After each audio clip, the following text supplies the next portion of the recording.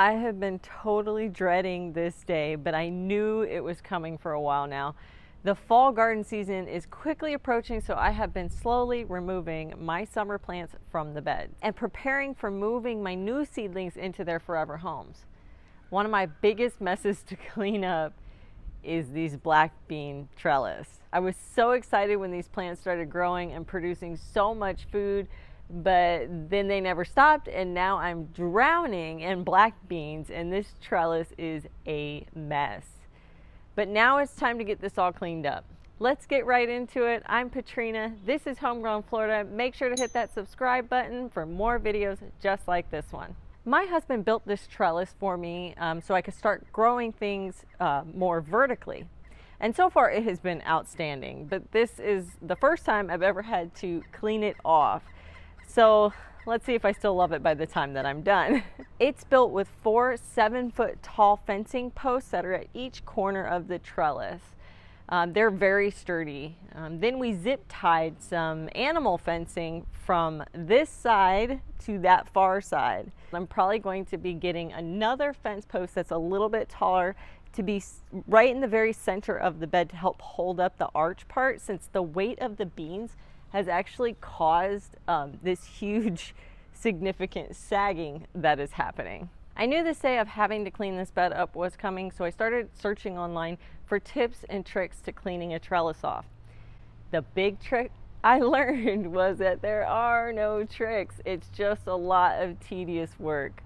There is a couple of ways you can do it. Probably the easiest is to allow the plants to die and then pull them off once it's all brown and dried up. Here in my area, we grow year-round, so most plants hang on for a really long time. Waiting for it to die was just not going to be an option. So what I did was simulate the plant dying by finding the root of each of the plants and clipping the stem. The plants started dying pretty quickly, as you can imagine. The next step is I'm going to go up about 2 feet from the bottom of this trellis and cut everything I see in a straight line. Now I should be able to just pull them upwards from the spot I clipped. I'm gonna warn you, there are a lot of bugs living in this. And I'm still picking beans off.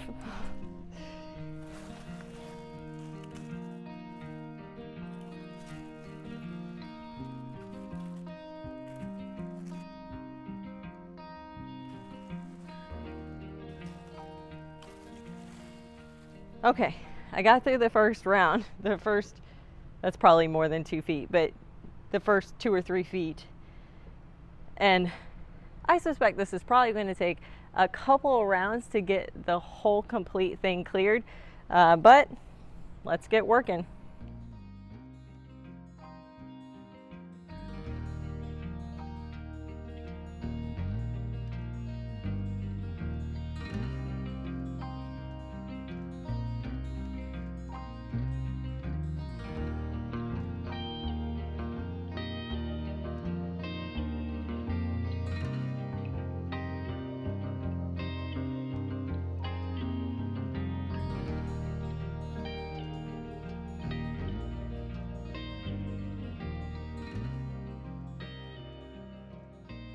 So we're back now. That took me probably altogether about 4 hours to completely clear this trellis. And as you can see, I have a serious sagging issue here that I'm gonna have to deal with really soon.